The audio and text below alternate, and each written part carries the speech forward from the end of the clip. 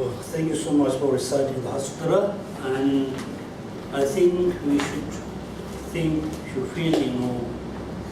we are very fortunate because right now we are in the 21st century, and also we are in Singapore. In Singapore, there are more than 5 million people. Among the 5 million, we are reciting the Sutra. So I think we are very lucky, very fortunate. And also within the 5 million people, most of them, very interested and totally indulge with more samsaric activities. Among the 5 million, of course, we indulge with the samsaric activities as well as we indulge, be interested in Dharma. As having interest in Dharma, also we have happiness which is beyond the samsaric happiness. When you reflect, when you think about emptiness, and you can have a sense of happiness. The happiness is beyond the samsaric happiness. And also, we spend more than 5 hours in Dharma class. Definitely, we will, we accumulate a lot of merit, a lot of good and wholesome karma. So when we pass away, when we go, when we leave this place, at least we have something which we carry to next life. The people who are only interested in the material world, only interested in samsaric activities, when they pass away, they also carry only the negative and unwholesome karma. If you think this way, then you feel yourself, I am very fortunate because when I go next life, I have something which is useful for next life. I'm not going with the empty hands. I'm going to bring very useful things for the next life, which is the wholesome action. And also you should think the people who are very interested only in the material world, they have only the happiness related to the material things. And you are, of course, interested in material world. Also, you are very interested in the Dharma. And also you have a extra happiness, which is happiness to arise to practice of Dharma. So every day you just think, I am very fortunate. As a Buddha follower, I have something I can carry in the next life. As a Dharma followers, I have something happiness which is other people don't have. At least, when you enter the class, at least 4 or 5 hours or 3 or 2 hours, at least you are not accumulating the verbal negative karma. You are not really criticizing others, you are not really saying bad thing for others. You also stop to accumulating the verbal action, verbal negative action. And also at least maybe 10 or 20 minutes or 5 minutes, 1 minute you have a reflect about the Dharma. You have reflection with the Buddha or Dharma Sangha. And at least few minutes you are be very pure person. So each time you think this way. Now I will explain the tenets. Now we are going to study about little bit the subject. We have an object and subject, right? Object and subject is not contradictory phenomena because all the subjects are object. That means the minds, person, the expression, sound are subject as well as object. That means all phenomena are object. Existent phenomena, object of knowledge are like mutually inclusive.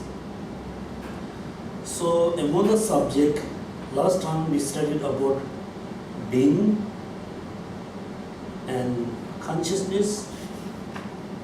So we didn't talk about the sound. Also, then when we say being or person, so there's three different views. One of the group of the school, they claim, that combination of five aggregates is the being, is the person. And another school among the Vipassana school, not the combination of five aggregates. Five aggregates individually, also person, also being. Then another school say not the combination of five aggregates is person, not the individual five R's aggregates, the only mind is the person or being.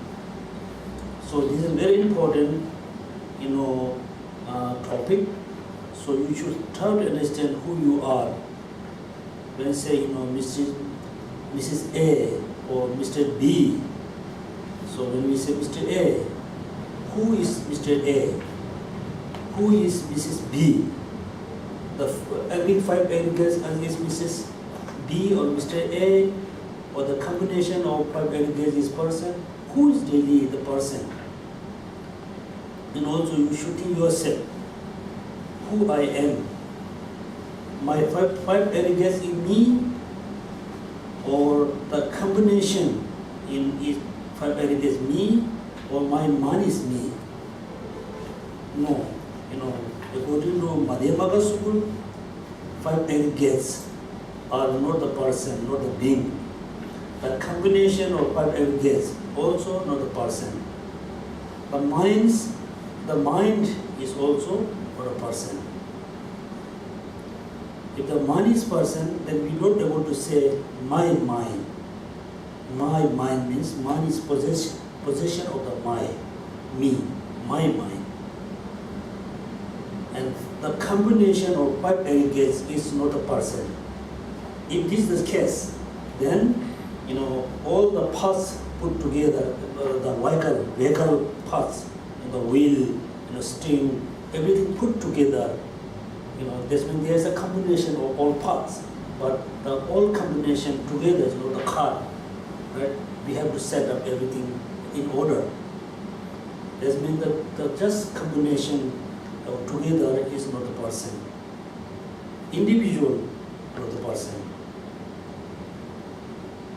And also, what do you think? If you are very serious condition in hospital, very serious, at that moment, somebody said to you, oh, you are very serious condition, your physical body is, so too old, it's very serious. May I change your body and my body? And you are very critical condition. So your body is very old, it has a lot of kind of the illness. My body is very healthy. I want to change my body to you, which will have to change. What are you going to say? What are you going to say? Yes or no? What do you think? For example, someone is very ugly. They feel so I'm very ugly, nobody really likes me. At that moment someone appears as a very beautiful person. He says, oh, why not? I will change my body with you. You just give your ugly body to me, I will give you my good, beautiful body to you. And what the person will say? Yes, please. Right? Yes or no? Yes. And also, what do you think? If somebody going to ask you to change your body, so do you think I will change? No. No? Yes. No. Why not? Why not? Oh, why not? Huh? Used to default. Used to default. No. These are The body is not I. The body doesn't reflect me. It's just a body. It's a mass body. yeah. This is good way to think. The more important here. Look at if you think when you are very in a difficult condition, in a critical condition. If you feel, oh, I wish change my old body, I really want to have a new body. That means you think that you are separately body. Right? That means you have a kind of sense of Atma. Because you are not separate in the body. Without body, you can't be stand separately. If you think, I can change my body with someone, that means you are thinking you are totally separate in the body. You are not. Okay? That's why, so everybody has a sense of I. Not only that, they feel I, or me is separate, totally separate in the body. I can change my body. This means body is kind of the cover, person is inside. So it's not like this. Because when you have some kind of a problem with your hand, they say, oh, I have a problem. When you have a sickness in your hand, then say, yes, I'm sick. Right? I'm sick. I have a problem. I said, when you touch your hand on the table, they say, yes, I touch the table. This means you and the body is kind of totally mixed, not separate. So this means, the just combination of five aggregates are not person, and individually not person. The mind is not a person. Okay, the next we have to study about the minds. So,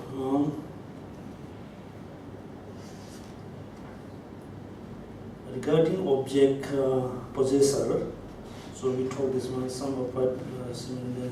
Okay, the consciousness, the object, the consciousness is a very confusion words. The consciousness. Look at me. Someday we say mind. Someday we say consciousness. Sometimes we say emotion. Okay, so I'm not sure the meaning of emotion. In the Buddhist term, it's very clear. We say Sheba. Sheba means kind of, the Sheba means kind of knowledge, knowing, knower, knower, Sheba. Then we say Sem. Sem is the mind. Then we say law. We have many different words. The meaning also very different. In English, it's a consciousness. What does mean consciousness? What is the origin of the consciousness? Origin words. Consciousness come from? Huh? Consciousness come from the root of the words. Conscious means aware. Look at them. We have awareness. And we have a consciousness. The meaning is totally different. Whatever is consciousness. This section has two parts. Consciousness has two parts. And an assertion regarding prem cognition and an assertion regarding non-prem cognition. Prem cognition, non-prem cognition. All the negative thoughts, all the the false mind include into the non-prem cognition. Within the prem cognition, okay, so prem is come from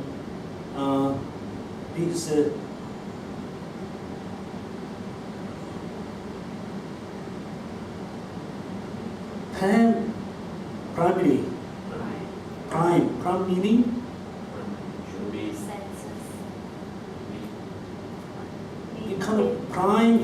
prime is in Tibetan, you say, we say, Tserma. Tserma is kind of very, very authentic mind, very, unmistaken mind. Prime. Cognition from cognize, right? Cognize, recognize. The prime cognition. Here you just think, I have two types of consciousness. One consciousness is able to cognize the object, able to, aware the object. Not only aware with the, aware unmistakably, mistakenly. This is prime cognitions. There are direct prime cognitions and the inferential prime cognition. The five senses are, can be direct prime cognition, cannot be direct prime cognition. For example, the sequential is color is normally white. Due to your illness, when you perceive the sequential is the yellow, that means still you have a cognition. You have a eyes consciousness. That moment, eyes consciousness is not the prime cognition. Okay, eyes consciousness can be prime cognition, cannot be. If they perceive the object, the wrongly, mistakenly, then the eyes consciousness is not the prime cognition. If when the eyes consciousness perceive the object the right way, then the eyes consciousness is prime cognition. It's not direct. What's it? Here, when we say the direct, that means indirect. Yeah, okay. For example, when you look at the Buddha statue, you can see the Buddha statue directly through your eyes consciousness. Between your eyes consciousness and Buddha, there's nothing. It's just direct. And now you just remember your computer. I think everybody has a computer. Just remember your computer in your home. That will look like you are perceiving the computer from here, but you are not perceiving the computer directly. What between the computer and your mind, there's a kind of image of the computer in your mind. You are not really, perceiving the computer. You are perceiving the image of your computer. That means you are not able to see the computer directly, because your computer and mind, between there's an image of the computer, and we Tibetan called Donji. So the sixth mind, the most cases, the sixth mind perceive all the object through the image of the object. Through, think about impermanence. Okay, if you use few logics, then you're going to understand, yes, this book is, impermanence, meant. This table is impermanent. But when you look at, you can see the table, you cannot see the permanence. Impermanent, you have to understand through your sixth mind, not the five senses. When you understand impermanence, you are just, understand, you just know the impermanence through the kind of image of impermanence. You cannot see impermanence directly. Here look at, prime cognition. With regard to direct prime cognition, they accept generally there are four direct prime cognition in general, but this school accept only three direct prime cognitions. Look at accept direct perception, mental direct perception, sense direct perception, which is the five senses. The mental direct perception, which is the sixth mind. the yogi direct perception within the sixth mind, one can be perceive the object directly after meditating on the object for many days or many years. For example, the Arya, Arya. When the Arya perceive emptiness directly, then we call the perception is the yogi direct perception. But they don't accept, these people don't accept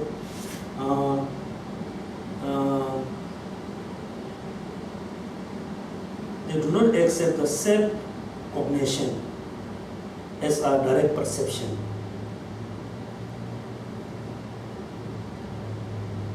Yogi direct perception, such as direct cognition of the Four Noble Truths and their 16 attributes, impermanence and so forth. So I know everybody can remember the Four Noble Truths. Truth of suffering, cause of the cause of suffering, and the cessation, truth of the cessation, then path to the cessation, Four Noble Truths. Each truth has a four attributes. Four. For example, the truth of suffering has a four attributes, four characteristics, very important. Impermanence, suffering, lack of self,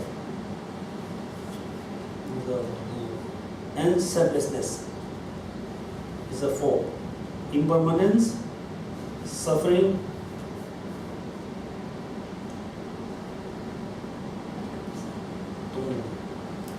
empty of kind of selflessness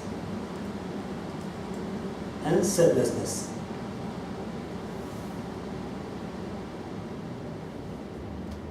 And other three truths as a four. So when we study about the 16 characteristics of Four Noble Truths, then we're going to learn that it has a chart somewhere.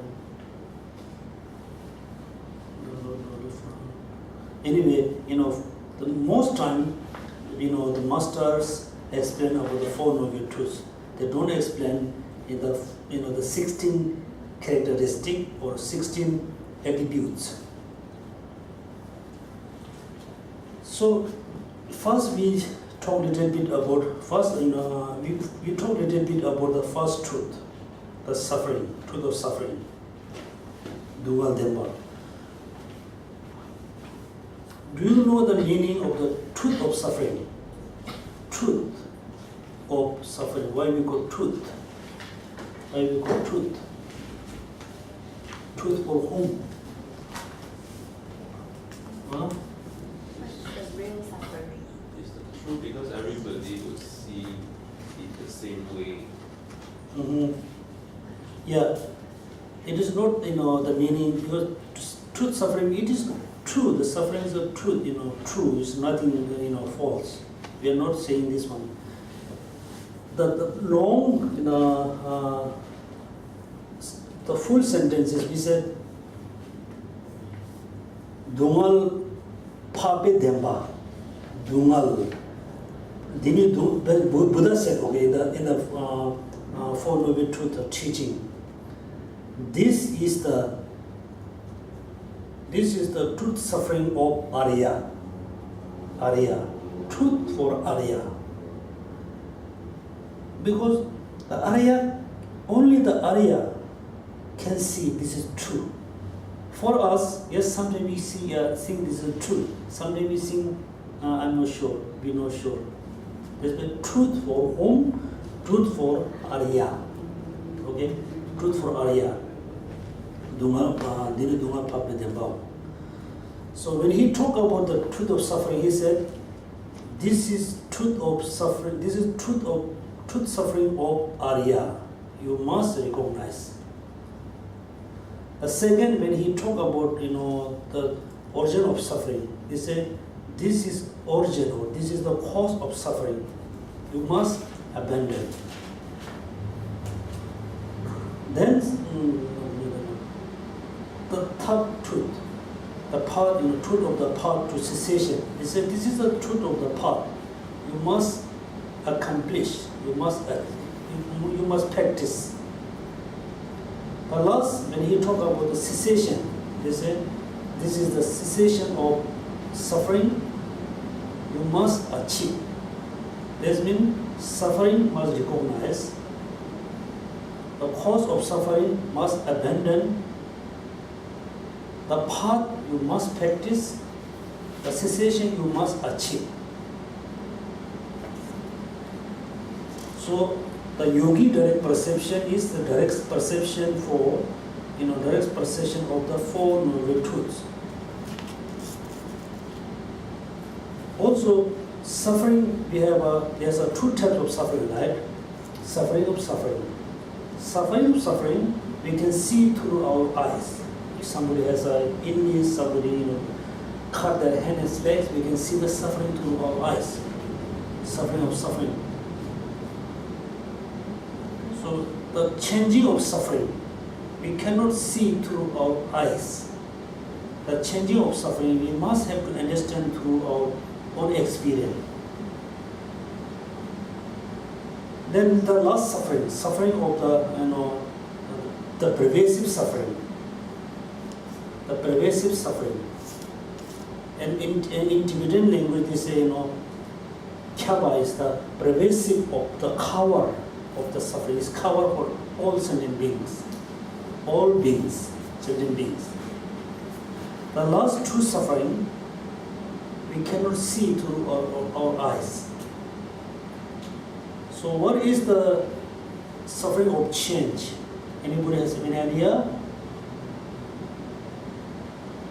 Suffering of suffering, yes, the illness, the sickness, everything is the suffering of suffering. And the suffering of change or changing of suffering. Anybody can give this example? Hot to cold. Cold is also suffering. Hot is also suffering. So the change. Hot is suffering?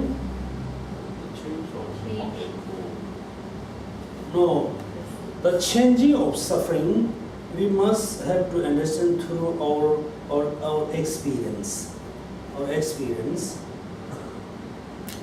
That's why, very interestingly, the Madhyamaka schools, they don't accept independent suffering.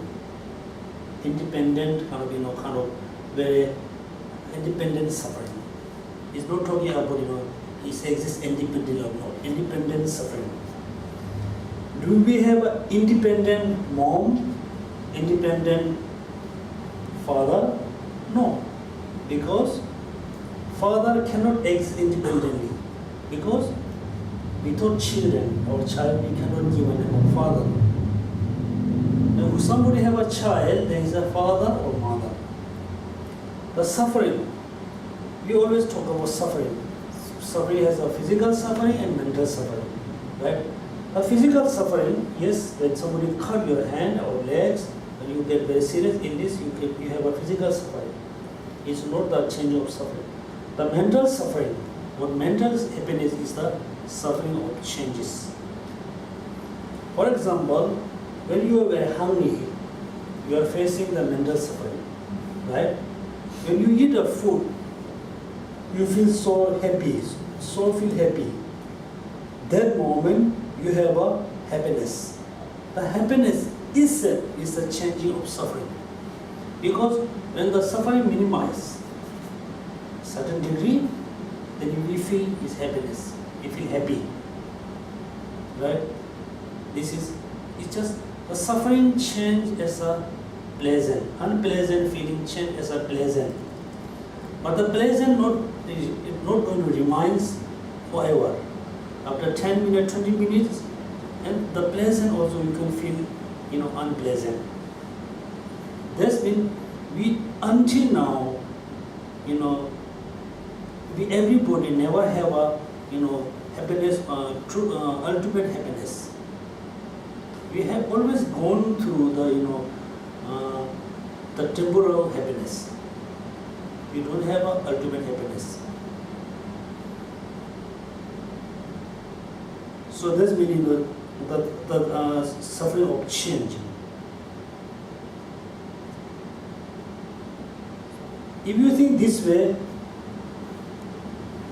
then you're going to understand, yes, whatever I have a experience of happiness, actually I am experiencing the suffering or the happiness.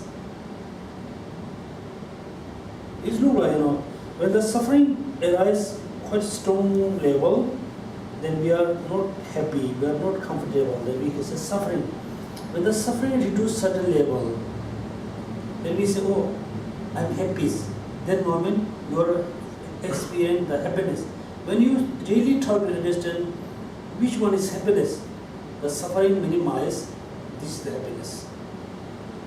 In the degree if you try to maintain 10 minutes, okay, you still feel happy. 20 minutes, then you feel a little bit bothered by that. That's the feeling. Another 1 hour, then you say, oh, we must do something else. We're not really happy. So that's why and also the pervasive suffering of pervasive, is the, can you give me the example of pervasive suffering? Huh? Death, old age, death. Yeah, death and old age, sickness. Yeah.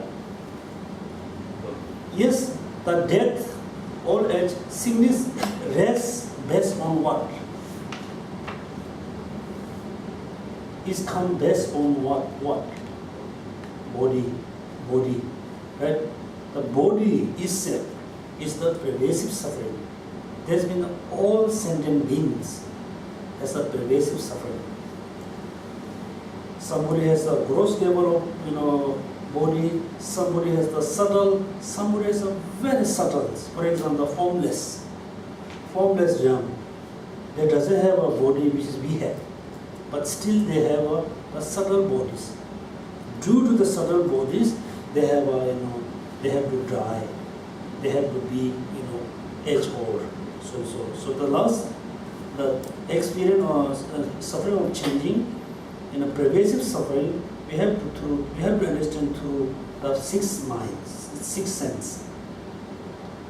So 4 noble truths and the 16 attributes or 16 characteristics, impermanent and so forth.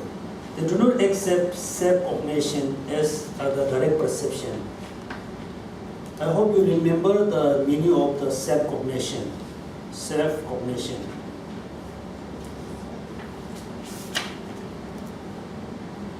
Self-cognition. Look at it. The object exists because the subject able to aware the object. Right? Due to that reason, we say objects exist because the objects exist because the subject can aware. How the subjects exist? The subject, for example, the non-consciousness exists because behind the eyes consciousness, there's another mind which cognizes the eyes consciousness. So who going to cognize the consciousness which is aware the eyes consciousness? Then the consciousness doesn't need any other awareness. It can aware itself. It can aware the eyes consciousness as well as is aware itself. It's a self-cognition. But this school, they don't accept a self-cognition as a direct perception. Unlike other school, the proponent of great exposition accept that a sense direct perception, prime cognition is not the necessarily a consciousness. Because our physical eyes, last time we have a little bit, we talked a little bit about the eye sense, is a common locus of being matter and consciousness. So that this school, the great exposition school accept the sense direct perception, prime cognition is not necessarily the consciousness. And other school accept this school, all other school accept the direct prime cognition is necessarily a consciousness. Okay, other schools said the direct prime cognition is necessarily a consciousness.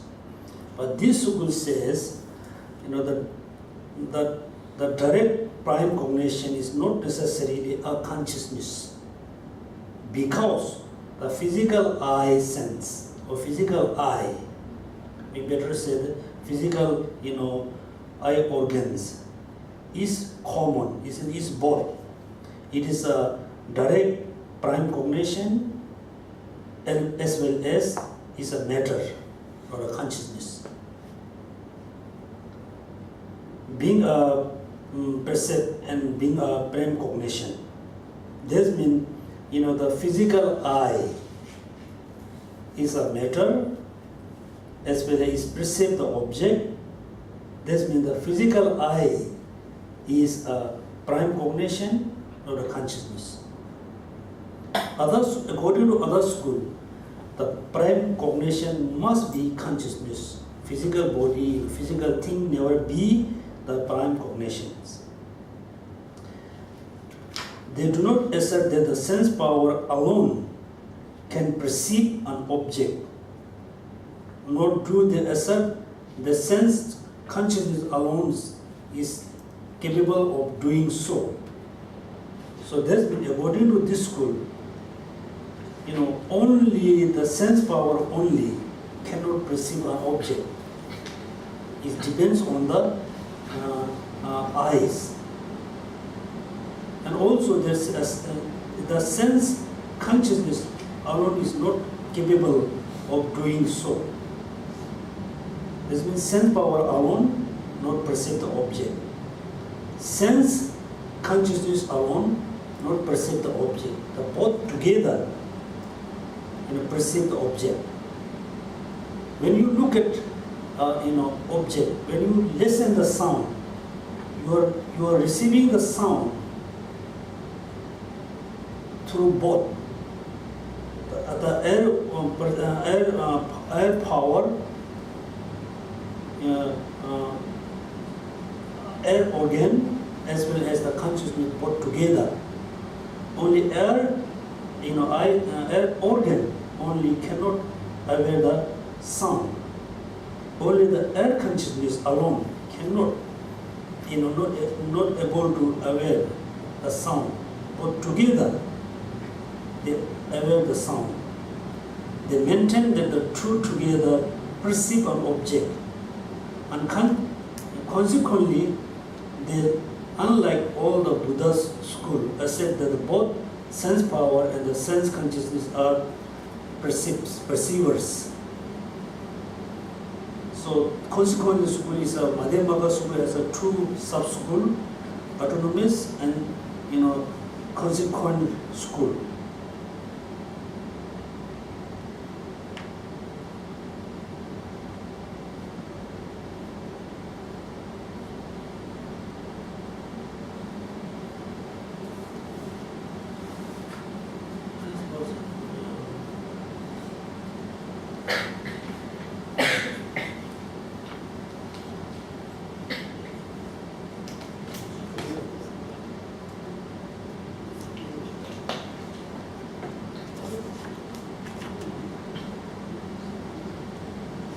Yeah, so that means when we perceive an object, we must need the two factors: the power, sense power, as well as the consciousness. One alone cannot perceive any object. The next one we are going to study about the mental factor. Mind and its mental factors are asserted to the different substantial entity. What happened? We are just You say that if it's a blind, then a blind cannot see, no power. But the blind will use the feel sensory as the power and consciousness to know there's an object. Yeah. Yes, blind person cannot, they don't have a sense power. They don't have a eyes consciousness. but the aware things through the body sense. But they aware through consciousness, not the eyes consciousness. We have 5 powers. Within 5 powers, there's a 5 consciousness: eyes, nose, hair, tongue, body, and 6. And also, for example, within the form, we have an external, inner form. Within the external, we have a 5 form. Within the 5, we have a color and shape. The color and shape, according to the collective topic, the color and shape must perceive through the eyes consciousness, not the physical consciousness, not the physical power.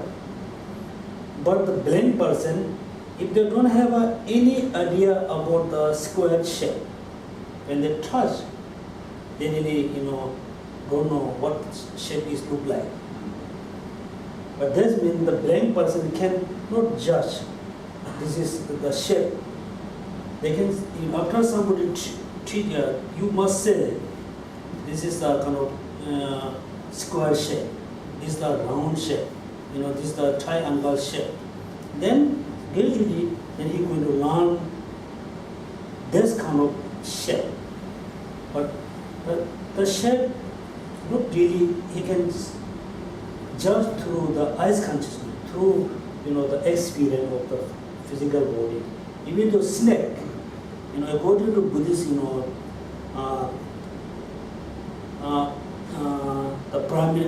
Pramana school, according to Pramana text, we say the snake doesn't have air consciousness.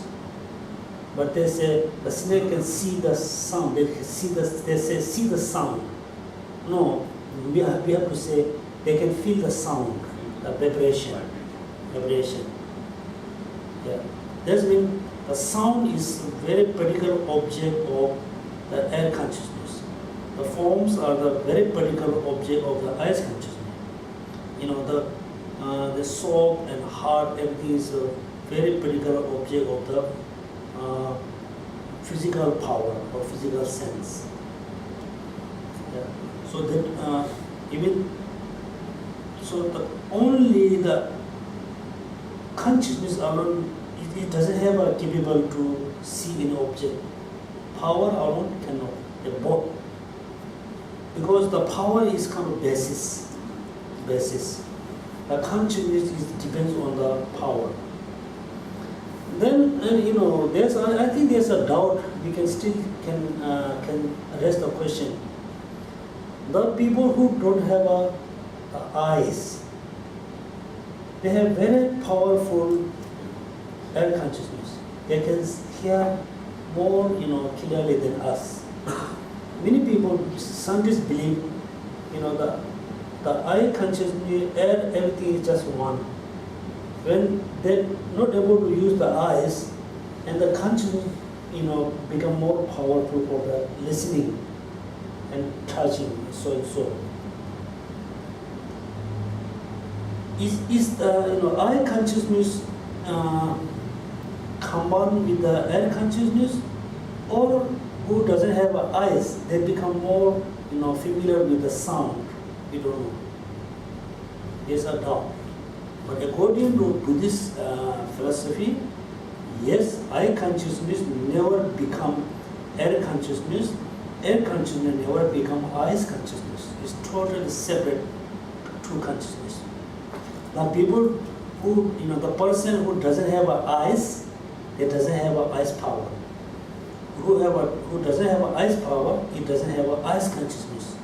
But still they have a consciousness, other consciousness. Then next, mind and the mental factors are said to be different substantial entity. So generally we talk about mind. Many people don't know about the mental factors. In order to understand mind and mental factors, first we must understand what does mean mind. What is the kind of responsibility of the mind? the mind is look like, mind is look like a mirror. Mirror. I mentioned it, I said many times mirror. When you show the mirror towards the Thanga painting, it has a just image of the Thanga painting. The mirror doesn't have an ability to say this is Nagarjuna, this is Arya Deva, this is Shanti Deva. It just able to have the image. That means when you look at the object, when you think about something, the mind just aware of the object. The mind doesn't have a ability to make a judgment. This is white, this is black, this is good, this is bad, this is small, this is big. Everything judged by the mental factors. But the mind is just aware of the object. They finish. Their ability is just aware of the object. Everything make a judgment by the mental factors. For example, look at we have a physical sense. When you touch the table, the physical consciousness just aware of the table. Then when after that you feel, then you think, this is very soft, this is a hard, this is a rough. Everything is judging by the mental factors, not the the mind. Then we have a mental factors. But there's a two different concept, or two different views. According to this school, mind and mental factors are totally separate. It's a to be different substantial entity. Is totally separate. But other schools, the mind and mental factors are one substantial entity. When the mind just aware, then we can call mind. Next, when the mind judge, this is good, this is bad, this is big and small, that moment we can call it mental factors. It is beyond the mind. Mental factors. I don't think anybody attend the mind and mental factor class. I think you joined, right? Mind and mental factor class last time. Two of you, right? Yeah, I can't remember. No always. That's good way to say no always. Yeah. There's I think very easy, just search in the Google, mind and mental factors, okay? You can find many different views. Generally, 52, 51, more than 51, because I think according to Theravada traditions, they mention more than 51 and 52. It's so important because when we say, compassion, we don't know compassion is the mind and mental factors. We don't know how it arises the minds. So if you have a time, just go and Google and search mind and mental factors. How many minds, how many mental factors. Each have a different definition. But this school, they accept mind and mental factors, but they don't accept both of these, substantially one entity. They are different substantial entity. So I'm not going to explain more about how many mental factors. The next one, the trends. So generally the meaning of trends, what does mean trends? Name, or what does mean trends in English meaning?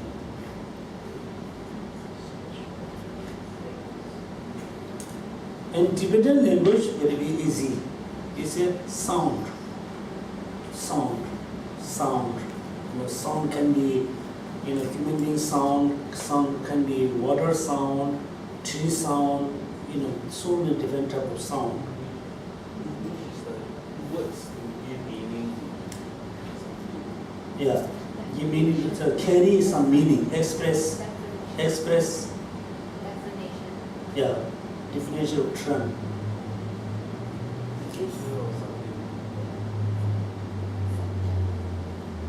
Yeah, in Tibetan we say sound. Sound has two types. One is,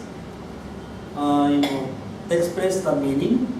One, doesn't express, show any meanings. Terms is a mere sound. Is generally divided into two types, right? Two types is sound. Arising from the elements conjunction with the consciousness, and sound arising from elements not conjoined with the consciousness.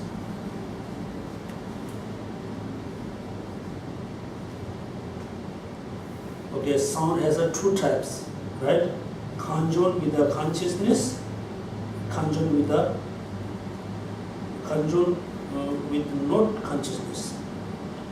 For example, somebody says something, there's a sound. The sound is conjoined with the consciousness. Behind, there's a motivation. For example, the sound from the air condition icon, there's a sound. The sound is not conjoined with the consciousness. It's just coming from the engine sound. It doesn't express any meaning. Even though the human sound not necessarily express some meaning. Sound is generally divided into two types: sound arising from the elements conjoined with the consciousness, and the sound arises from element not conjoined with the consciousness. An example of the first is the voice of sentient beings. It's just example, okay? The voice of the sentient being not necessarily, expressing sound. It's with conjoined with the consciousness. An example of the second is the sound of the river. We have two types of sound.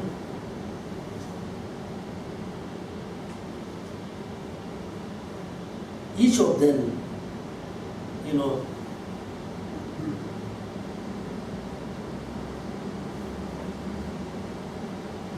since so we have to jump somewhere.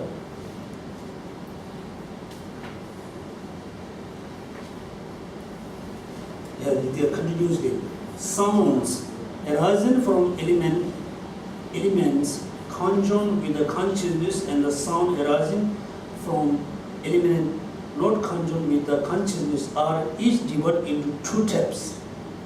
Sounds that intentionally indicates meaning to sentient beings, and sound that does not intentionally indicate meaning to the sentient beings. Right? Sound has a true conjoined with the consciousness and not conjoined not with the consciousness. But both of we can divide into two.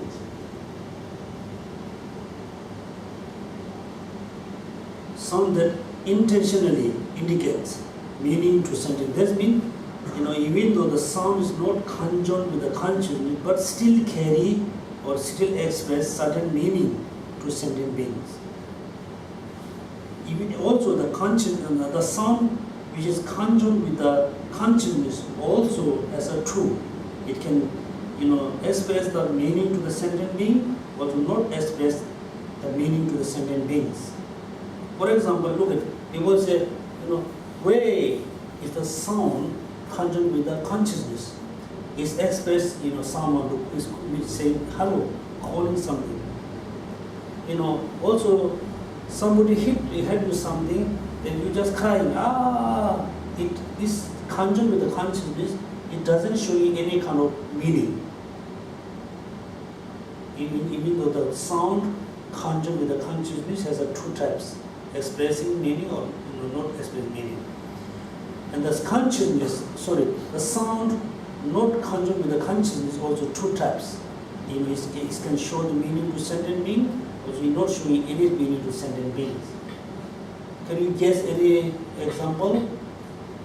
The sound not conjoined with the consciousness still express or still showing some meaning.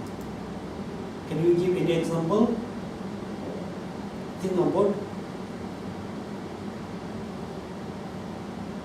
For example, the river sound, sound from the air condition is the sound, but it doesn't show you any meaning. Can you give any example? The sound which is not conjoined with the consciousness still express the meaning, still showing the meaning.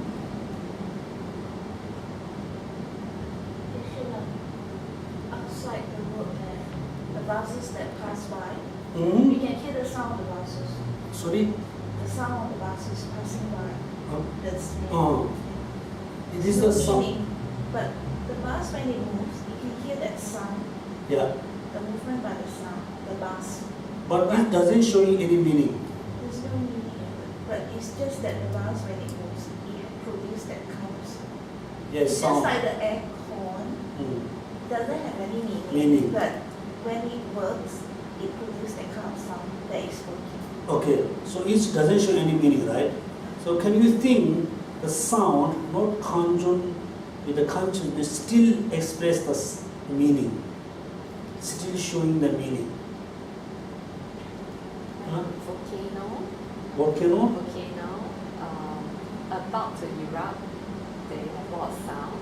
So it's a sound with meaning to the sentient being that it's going to have explosion, erupt. No, it cannot. It doesn't show you, it doesn't express anything. Just volcano is coming, bing, bing, bing, bing, not meaning. But there's a meaning to the Express sentient it. being. No meaning to sentient being. No, it doesn't have any meaning, right? For example, when you set up that dustbin, its sound is showing, expressing the time, but it doesn't, conjoin with the consciousness. And also, I think historically, there's a sutra, which is produced by tree. At the Buddha lifetime, there's a sutra which is produced from tree. It is the sound, not conjoined with the consciousness, still express the meaning. We say, it's a sutra of the trees. And also, setting the time is the bing, bing, bing, bing, bing is the sound. Without consciousness is expressing the time, showing or carrying the meaning, 7 o'clock, 6 o'clock. Why here is important to explain the, this two types of sound?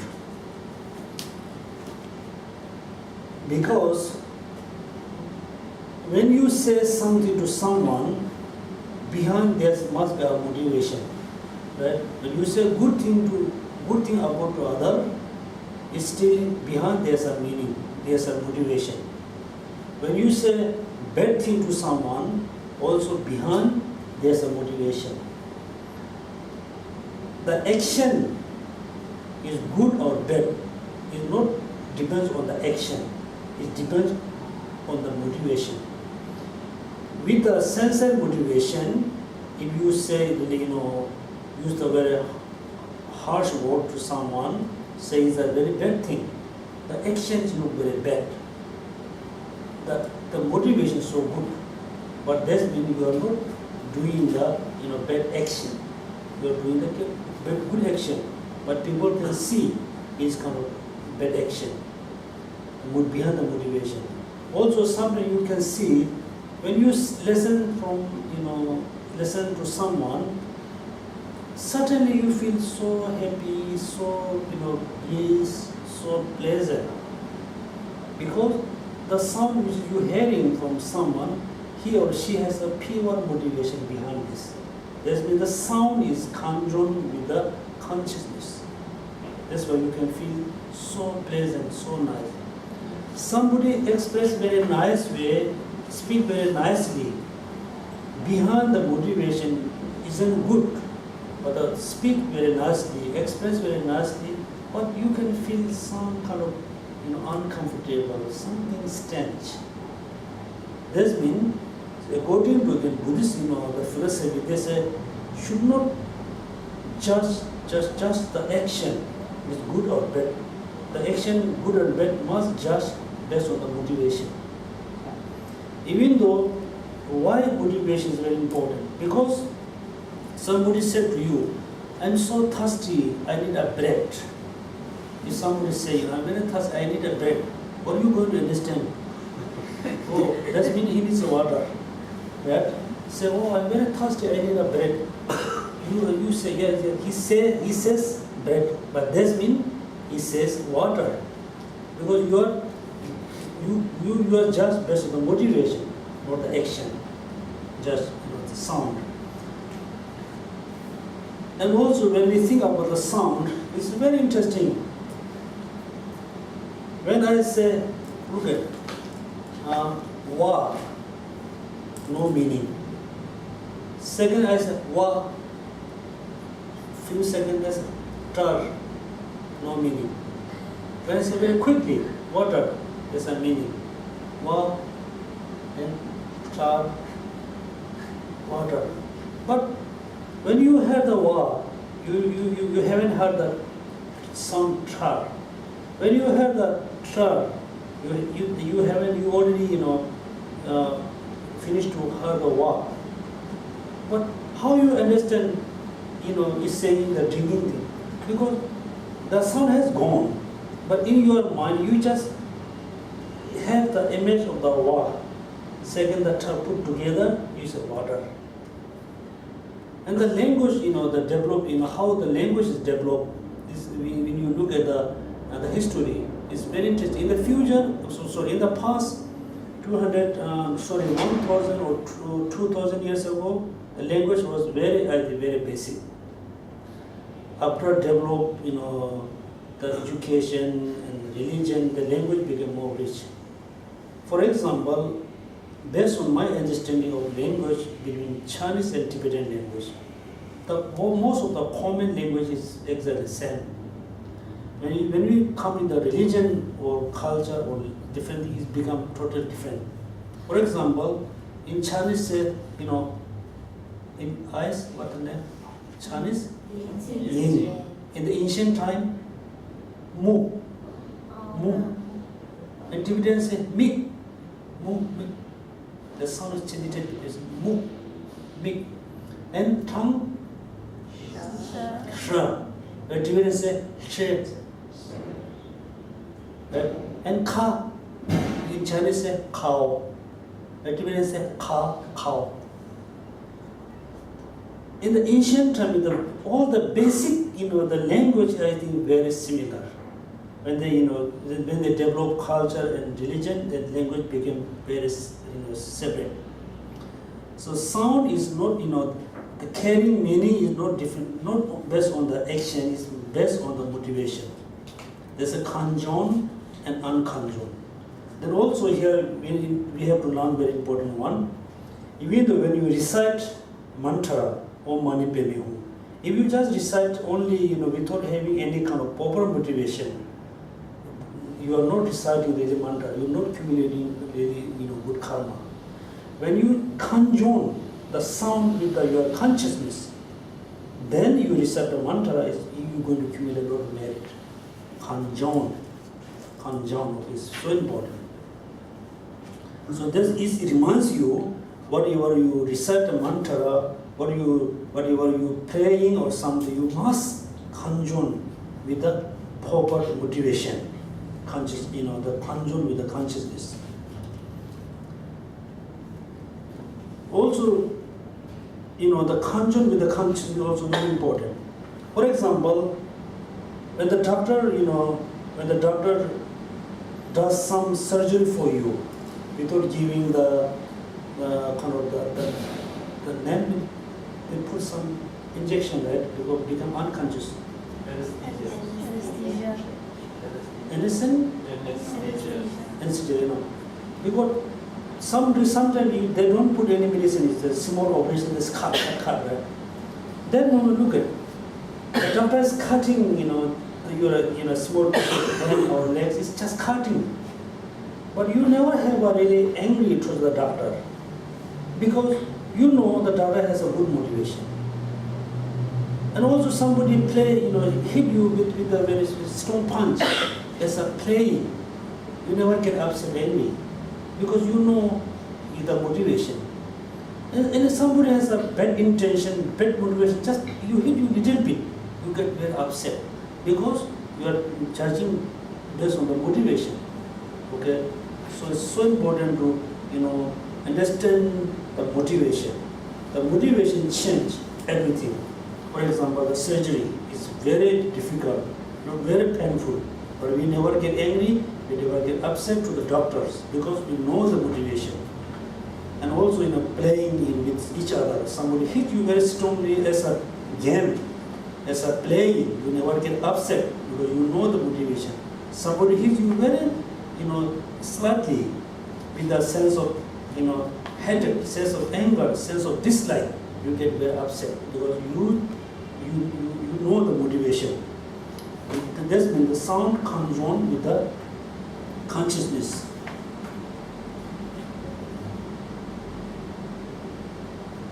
So next they're talking about this, mutually inclusive.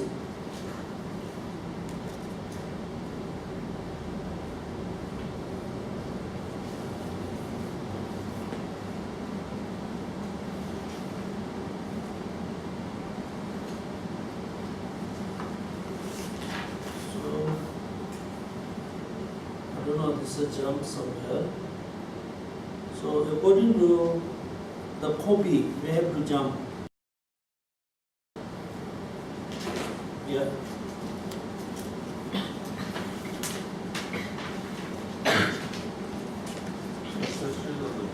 Huh? Assertions on the path. Oh, I don't think there's few things missing.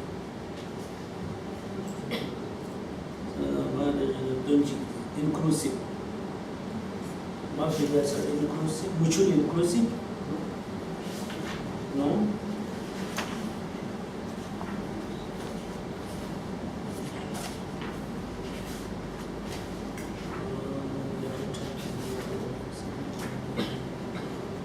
For the words of Buddha,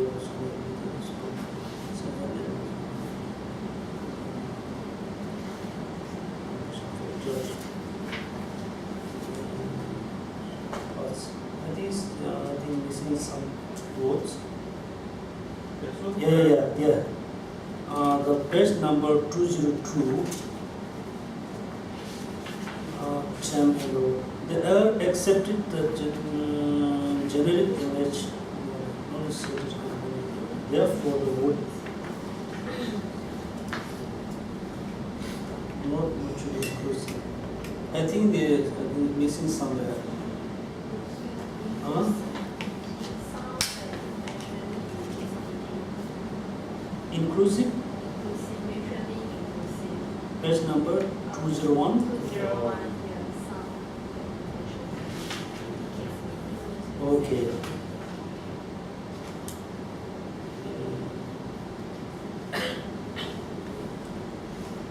Can you read for me? Sound that intentionally indicates meaning to sentient being, sounds that reveals meaning to speech, and expressive sound are mutually inclusive. Oh yeah, you're right. Sound that intentionally indicated meaning to the sentient being, one. And two, the sound that reveals meaning through the speech and expressive sound are mutually inclusive. Sound that does not intentionally indicate meaning, sound that does not reveal meaning through the speech, and non-expressive sound are mutually inclusive. In the copy is same, right? Okay, so this is inclusive. The path is very important. So now we study a little bit about the paths. So it is very important. This section has three parts.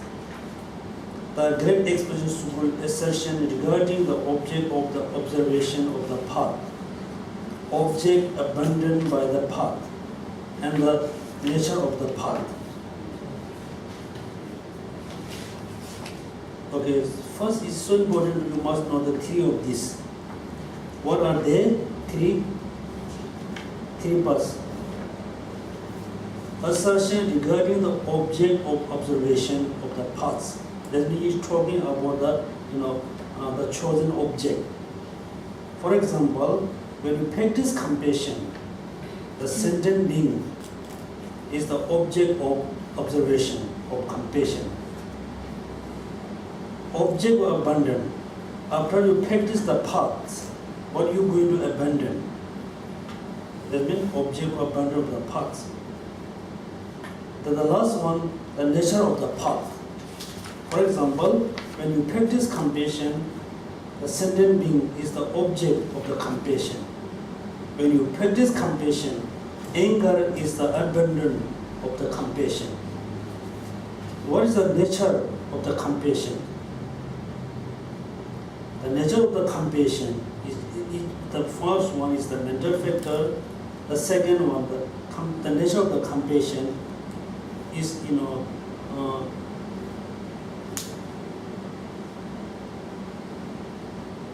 how can I say the nature of the compassion?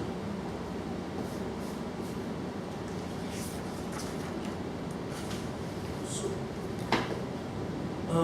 can you differentiate between compassion and calmness?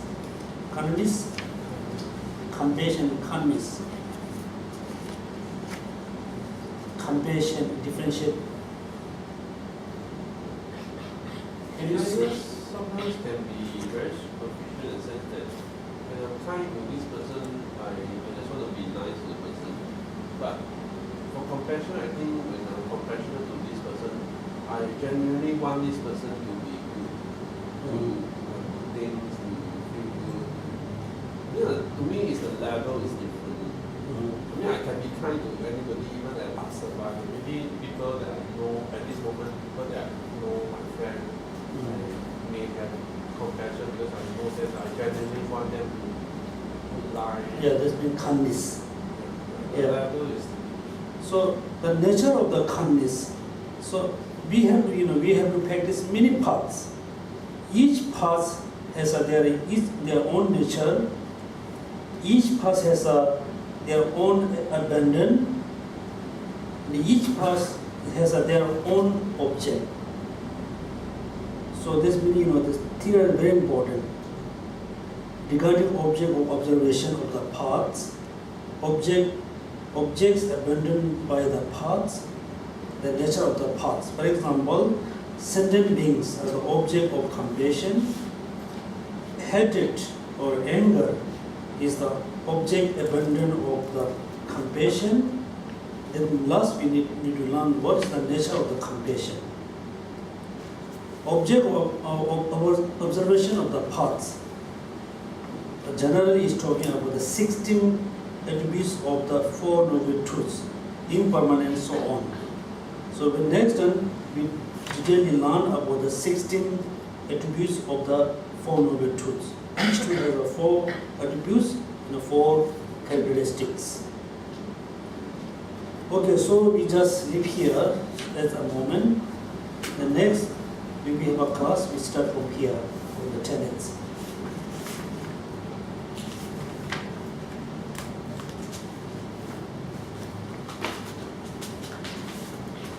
So thank you so much for attending this class. This is the last class of 2015. I hope we will have a class in 2016.